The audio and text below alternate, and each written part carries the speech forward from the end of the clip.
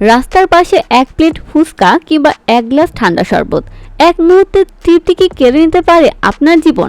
শুনতে অবিশ্বাস্য মনে হলেও জনপ্রিয় কন্টেন্ট ক্রিয়েটর কারিনা কাইসারের সাথে ঠিক এমনটাই ঘটেছে। বর্তমানে তিনি রাজধানীর একটি হাসপাতালে লাইফ সাপোর্টে জীবনের সাথে পাঞ্জা লড়ছেন। উন্নত চিকিৎসার জন্য বিদেশে নিয়ে যাওয়ার ব্যবস্থা করা হচ্ছে। কেন এমন হলো, এর পিছনের কারণটা জানলে আজ থেকে আপনি বাইরের খাবার খাওয়ার আগে অন্তত 10 বার ভাববেন। সবার প্রিয় হাসি খুশি কারিনা কাইসার, যার ভিডিও দেখে আমরা আনন্দ পাই, তিনি আজ হাসপাতালের বেডে নিথর।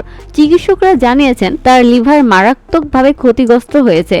তার শরীরে ধরা পড়েছে হেপাটাইটিস এ এবং হেপাটাইটিস ই ভাইরাস। আর এই প্রাণঘাতী ভাইরাসের উৎস কি জানেন? চিকিৎসকের মতে অপরিচ্ছন্ন খাবার বা দূষিত পানি। দুর্ভাগ্যের বিষয় হলো, অসুস্থ হওয়ার মাত্র কয়েকদিন আগেও তিনি ফুচকা খাওয়ার একটি ভিডিও আপলোড করেছিলেন।